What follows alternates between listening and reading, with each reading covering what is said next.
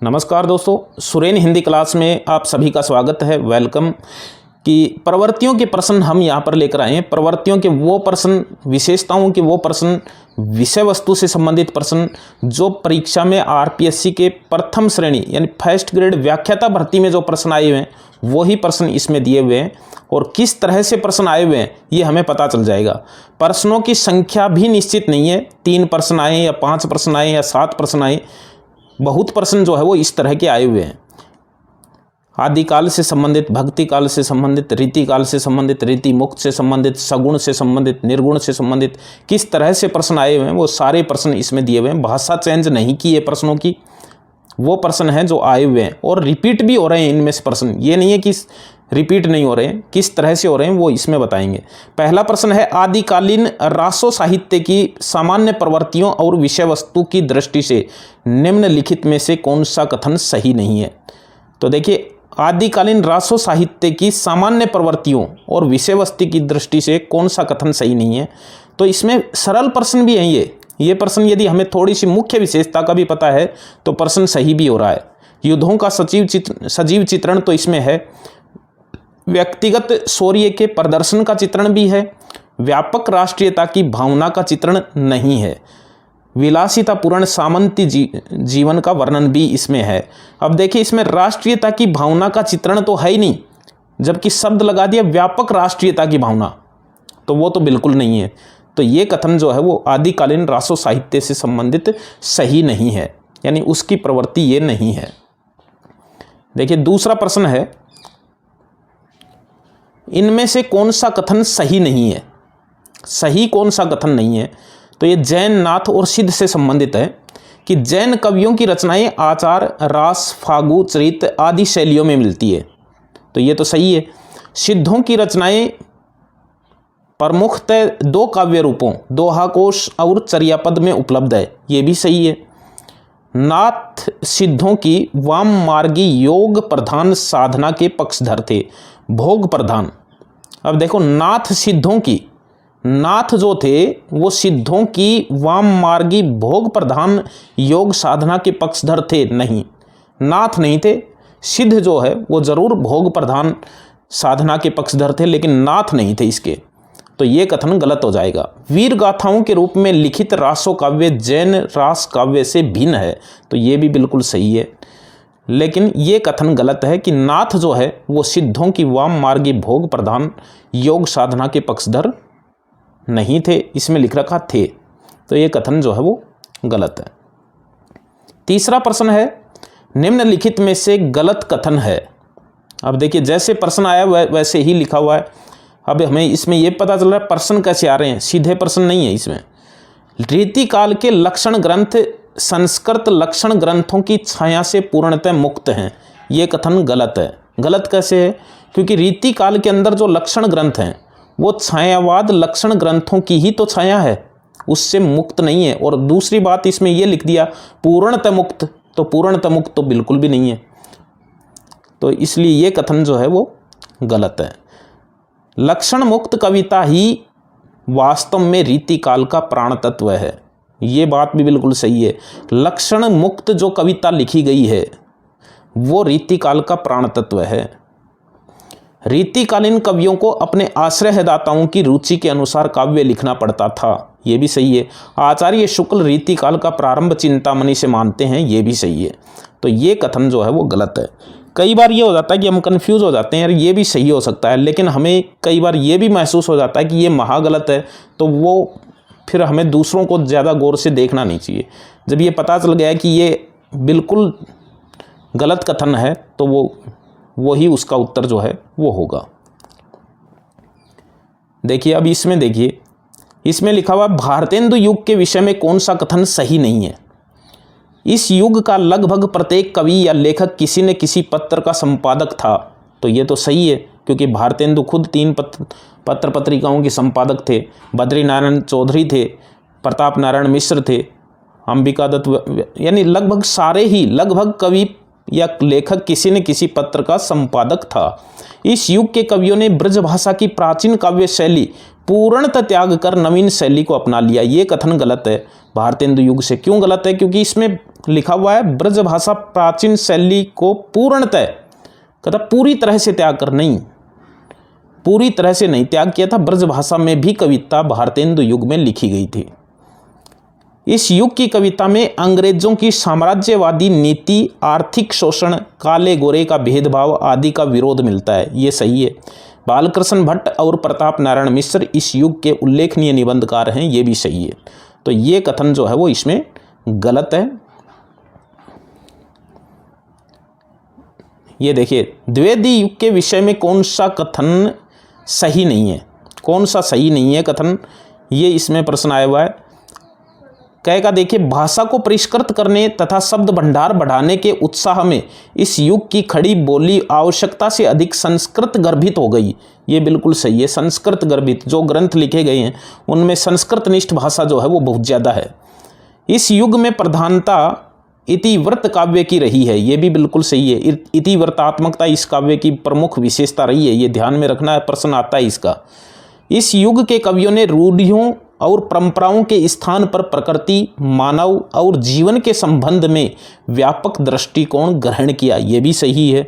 तो ये कथन जो है वो गलत है और साफ गलत है। इस युग का नामकरण आचार्य महावीर प्रसाद द्विवेदी के नाम पर नहीं किया गया, बल्कि आचार्य महावीर प्रसाद द्विवेदी के नाम पर किया गया था। तो ये तो हमें बिल्कुल सरल प्रश्न हो गया। हालांकि ये कथन हो सकता है हमें समझ में नहीं आई, लेकिन ये बात तो बिल्कुल समझ में आती है कि भाई द्विवेदी युग का नामकरण हजारी प्रसाद द्विवेदी के नाम पर किया गया, ये कथन गलत है, महावीर प्रसाद द्विवेदी के नाम पर किया गया था। ये देखिए अगला प्रश्न है 6 नंबर का प्रश्न, आलवार भक्तों संतों से संबंधित कौन सा कथन सही नहीं है। आलवार थे तो आलवार भक्त या संत जो थे उनसे संबंधित कौन सा कथन सही नहीं है। इसमें देखिए, सगुण उपासक आलवार भक्तों द्वारा प्रवाहित भक्ति की पावन धारा दक्षिण से उत्तर भारत में आई, ये बिल्कुल सही है, दक्षिण से उत्तर भारत में आई थी। इन भक्तों ने स्त्री पुरुष ब्राह्मण अब्राह्मण सब के लिए भक्ति को सुलभ बना दिया था, ये भी सही है। तमिल की मीरा कहलाने वाली अंडाल भी आलवार थी, ये भी सही है, हमने खूब पढ़ा इसको। तमिल प्रदेश से आलवार भक्तों की संख्या 8 मानी गई है, ये गलत है, क्योंकि इनकी संख्या 8 नहीं 12 मानी गई है, 12 संख्या जो है वो इनकी मानी गई है। और ये संख्या के बारे में मैंने एक बार पहले बताया कि आलवार जो है उनकी संख्या 12 है, और एक नायनवार है उनकी संख्या 63 है, सिद्धों की 84 है और नाथों की 9 है। ये संख्या से संबंधित प्रश्न भी कई जो है वो आ सकता है। ये देखिए, इनमें सगुण निर्गुण उपासना विषयक कौन सा कथन सही नहीं है, यानी सगुण निर्गुण की जो उपासना है उसके विषय में कौन सा कथन सही नहीं है। प्रश्न बहुत अच्छा है, इस तरह के प्रश्न ही आजकल ज़्यादातर आते हैं। पहला कथन है, सगुण और निर्गुण दोनों ही उपासक सत्संग, गुरु महिमा तथा स्मरण के साथ साथ तीर्थाटन को भी भक्ति का आवश्यक अंग मानते हैं। तो ये कथन गलत है, मैं बता देता हूँ आपको। ये दोनों ही सगुण निर्गुण के उपासक दोनों ही तीर्थाटन को भक्ति का आवश्यक अंग नहीं मानते हैं। अवतारवाद सगुण उपासना का मेरुदंड है, ये बिल्कुल सही है। यानी सगुण उपासना जो है वो अवतारवाद इसका मेरुदंड है। निर्गुण उपासक पुराणों में वर्णित अवतारों और उनके विग्रह आदि को नहीं मानते, ये भी सही है। अवतारवाद का खंडन करने के बावजूद भी, देखिए अवतारवाद का खंडन किसने किया है, निर्गुण ने।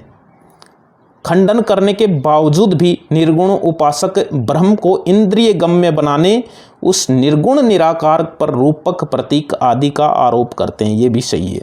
तो इसमें पहला कथन जो है वो गलत है, सही नहीं है।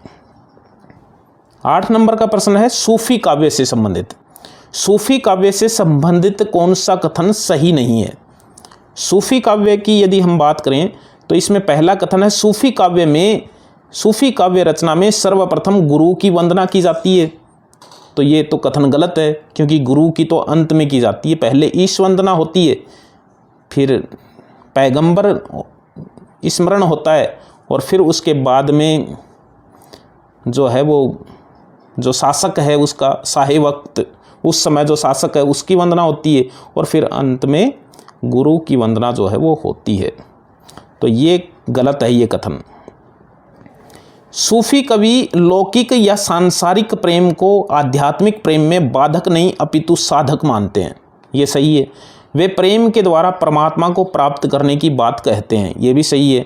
बहुसंख्यक सूफी कवियों ने लौकिक प्रेम कहानियों के माध्यम से अपना आध्यात्मिक प्रेम अभिव्यक्त किया है, ये भी सही है, क्योंकि कथन पहला जो है ये बिल्कुल गलत है। 9 नंबर का प्रश्न देखो इसमें कि इनमें से कौन सा कथन रीति मुक्त काव्य धारा के संबंध में गलत है। ये 2 प्रश्न आए हुए हैं, 2 बार आया हुआ है रीति मुक्त काव्य धारा का, और दोनों में कथन भी मिलते हैं, तो एक तरह से रिपीट प्रश्न हो गया और फर्स्ट ग्रेड में ही दोनों बार आया है। रीति मुक्त काव्य धारा के संदर्भ में गलत है। रीति मुक्त काव्य में प्रेम वर्णन व्यथा प्रधान है, ये सही है। इसमें जो प्रेम वर्णन है वो व्यथा प्रधान है, उसमें बहुत पीड़ा है। रीति मुक्त कवियों ने प्राचीन काव्य परंपरा का त्याग किया था, ये भी सही है। रीति मुक्त कवियों ने काव्य में इंद्रिय वासना की प्रधानता है, ये कथन गलत है। और जो ये प्रश्न जब दोबारा से आया है तो उसमें भी ये कथन दे रखा है, तो वो इंद्रिय वासना की प्रधानता उनमें नहीं थी रीति मुक्त काव्य के अंदर। इसमें दे रखा है इंद्रिय वासना की प्रधानता है, तो ये गलत है। रीति मुक्त कवियों की प्रेमानुभूति को आत्माभिव्यक्ति की शैली में स्थान प्राप्त है, तो ये कथन भी सही है। ये देखिए, आदिकालीन साहित्य के संबंधित इनमें से कौन सा कथन सही नहीं है। दोहा आदिकालीन अपभ्रंश साहित्य का प्रमुख छंद है, ये सही है। दोहा कोशों और चर्या गीतों की भाषा शैली में कोई अंतर नहीं है, ये गलत है। अंतर कैसे नहीं है, चर्या गीत और दोहा कोश दोनों में जो है वो बहुत अंतर है। चर्या पद एक प्रकार के गीत होते हैं जो सामान्यतः अनुष्ठान के समय गाए जाते हैं, तो ये अंतर है या नहीं है, दोनों में अंतर है।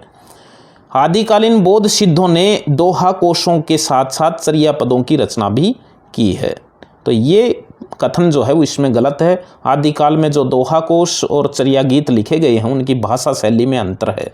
11वां प्रश्न देखिए, संत काव्य के संदर्भ में कौन सा कथन गलत है। संत काव्य के संदर्भ में कथन गलत है कि संत काव्य आत्मानुभूति पर अधिक बल देता है, ये सही है। संत काव्य में धार्मिक रूढ़ियों और परंपराओं के अंधानुकरण का विरोध है, ये भी सही है। संत काव्य में शास्त्रीय ज्ञान को परम आवश्यक माना गया है, ये गलत है। अब देखिए, बहुत से कथन वो गलत आते हैं जिनके अंदर ऐसे शब्द आ जाते हैं जो उस चीज़ को बहुत ज़्यादा बढ़ाकर बोल रहा है, जोर दे रहा है उस चीज़ के ऊपर, तो वो कथन निश्चित रूप से गलत होता है। जैसे एक कथन आया कि भाई वो रीतिकालीन काव्य जो है वो लक्षण ग्रंथों से पूर्णतः मुक्त है, संस्कृत के लक्षण, तो वो पूर्णतः शब्द आ गया, तो वो कथन यानी भक्तिकालीन विशेषता में आया कि वो व्यापक राष्ट्रीय भावना है, तो वो गलत है। ये परम आवश्यक माना है, ये गलत है। संत काव्य की भाषा जन सामान्य की भाषा है, ये सही है। सूफी प्रेमाख्यान काव्य के संदर्भ में इनमें से कौन सा कथन असत्य है। देखिए, आचार्य शुक्ल के अनुसार प्रेमाख्यान काव्य में नायिका की अपेक्षा नायक के विरह को अधिक महत्व दिया गया है। अब देखिए, हम दूसरा कथन देखें इसमें कि सूफी काव्य अधिकांशतः मुक्तक रूप में लिखे गए हैं, तो ये गलत है, क्योंकि मुक्तक नहीं प्रबंध हैं। सूफी काव्य जो भी है वो प्रबंध है अधिकतर, तो इसमें लिखा है अधिकांश मुक्तक रूप में लिखे गए हैं, तो ये कथन गलत है। हो सकता है हमें इसका न पता हो, लेकिन इसका तो पता है कि ये प्रबंध रूप में ज़्यादा लिखे गए हैं न कि मुक्तक रूप में, तो ये कथन गलत है। सूफी काव्य में कथानक रूढ़ियों का प्रयोग मिलता है। सूफी काव्य में ऐतिहासिक अनैतिहासिक पात्रों की गाथाओं के साथ साथ रचयिताओं की कल्पना शक्ति का योग भी न्यूनाधिक मात्रा में रहा है, ये भी सही है। प्रश्न देखिए, 13 नंबर का प्रश्न है कि कृष्ण भक्ति काव्य के संदर्भ में इनमें से कौन सा कथन असत्य है। पहला है, भगवत कृपा की प्राप्ति के लिए सूर्य की भक्ति पद्धति में अनुग्रह का प्राधान्य है। नंददास ने भंवर गीत नामक ग्रंथ की रचना की, ये भी सही है। राधा वल्लभ संप्रदाय में राधा का स्थान गौण और कृष्ण का स्थान प्रधान तथा उच्च माना गया है, ये कथन गलत है।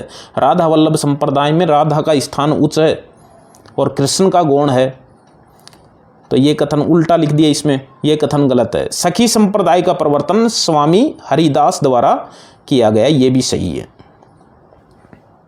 ये देखिए, 14 नंबर का प्रश्न है, निम्नलिखित में से कौन सा कथन असत्य है। ये निर्गुण भक्ति से संबंधित कथन है। निर्गुण भक्ति में विश्वात्मा प्रभु के विश्वव्यापी अस्तित्व में आस्था प्रकट की गई है, ये सही है। निर्गुण भक्त वर्ण व्यवस्था के पक्षधर नहीं थे, ये भी सही है। निर्गुण भक्ति में लीला का महात्म्य है, ये गलत है। लीला का महात्म्य, चमत्कार नहीं दिखाया हुआ है भक्ति के अंदर, तो निर्गुण भक्ति में लीला का महात्म्य नहीं है। निर्गुण भक्त सत्य के शोधक हैं, ये भी सही है। रीति मुक्त कवियों के संदर्भ में इनमें से कौन सा कथन गलत है? ये प्रश्न आ गया रीति मुक्त का, ऊपर आ चुका है पहले से ही। और उसमें देखो, इसमें दे रखा है पहला कथन, उसमें भी यही था कि रीति मुक्त कवियों के प्रेम वर्णन में विरह व्यथा प्रधान है, तो ये तो सही है। रीति मुक्त कवियों ने प्राचीन काव्य परंपरा को बड़ी गहराई से ग्रहण किया है, ये देखिए, ये कथन गलत, बड़ी गहराई से ग्रहण किया है, ये गलत है। प्राचीन काव्य परंपरा को बड़ी गहराई से ही ग्रहण नहीं किया है वैसे तो, बाकी बड़ी गहराई से तो मतलब ही नहीं है। रीति मुक्त कवियों की प्रेमानुभूति को अभिव्यक्ति की शैली में स्थान प्राप्त हुआ है, ये कथन उसमें भी दे रखा है। और ये कथन भी दे रखा है, रीति मुक्त कवियों में रीतिबद्ध कवियों जैसी इंद्रिय वासना नहीं है, तो ये चीज़ इसमें दिखाई हुई है। तो इसमें कथन गलत है ख का। अब देखिए, इसमें द्विवेदी युगीन कविता के संदर्भ में इनमें से कौन सा कथन गलत है? द्विवेदी युगीन कविता का प्रश्न है कि द्विवेदी युगीन कविता में राष्ट्रीयता का अभाव है, तो ये कथन तो गलत है, साफ लिख रखा है। राष्ट्रीयता का अभाव कैसे है? जिस युग का कवि राष्ट्र कवि कहलाता है मैथिली शरण गुप्त, वो राष्ट्रीयता का अभाव कैसे हो सकता है उसमें, तो ये तो गलत है। दूसरा है, द्विवेदी युगीन काव्य में नैतिकता और आदर्श की प्रधानता है। द्विवेदी युगीन काव्य में वर्ण विषयों का विस्तार हुआ है और द्विवेदी युगीन काव्य में सभी काव्य रूपों का प्रयोग भी इसमें हुआ है, तो ये सही है। छायावाद के संदर्भ में कथन असत्य है। देखिए, छायावाद के संदर्भ में कथन असत्य है। कै का कथन है कि छायावादी कवियों ने प्रधान रूप में प्रणय की अनुभूतियों को व्यक्त किया है, ये सही है। छायावादी भावबोध, स्वानुभूति और सौंदर्य प्रधान कल्पना द्वारा निर्मित हुआ है, ये भी सही है। छायावादी कवि निराला की अनुभूति शैव दर्शन में प्रेरित होती चली जाती है, ये गलत है। निराला की अनुभूति शैव दर्शन में नहीं है, वो वेदांत दर्शन से संबंधित है, वेदांत से संबंधित है। छायावादी कविता द्विवेदी युगीन नीरस, उपदेशात्मक और स्थूल आदर्शवादी काव्य धारा के विरुद्ध विद्रोह के रूप में प्रवाहित हुई है, ये भी सही है। तो गय का कथन जो है ये गलत है, छायावाद से संबंधित। अब देखिए, अंतिम प्रश्न है ये, प्रयोगवादी काव्य के संदर्भ में इनमें से कथन असत्य है। प्रयोगवादी काव्य के संदर्भ में प्रयोगवाद ने बड़ी बड़ी घटनाओं, बड़े बड़े व्यक्तियों, बड़े बड़े जीवन प्रसंगों के विशाल फलक पर इतिवर्तात्मकता काव्य का निर्माण किया, ये गलत है। इतिवर्तात्मकता द्विवेदी युगीन काव्य की विशेषता है, तो ये प्रयोगवाद की नहीं है। इतिवर्तात्मकता द्विवेदी युगीन काव्य की विशेषता है, ये कथन गलत है। ख का कथन है, प्रयोगवादी कवि भावुकता के स्थान पर ठोस बौद्धिकता को स्वीकार करते हैं। ग है, प्रयोगवादी कविता में मध्यवर्गीय व्यक्ति जीवन की समस्त जड़ता, कुंठा, अनास्था, पराजय और मानसिक संघर्ष के सत्य की अभिव्यक्ति है। प्रयोगवाद नाम उन कविताओं के लिए रूढ़ हो गया जो तार सप्तक के माध्यम से सन 1943 में प्रकाशन जगत में आई, ये भी सही है। तो पहला कथन जो है वो गलत है।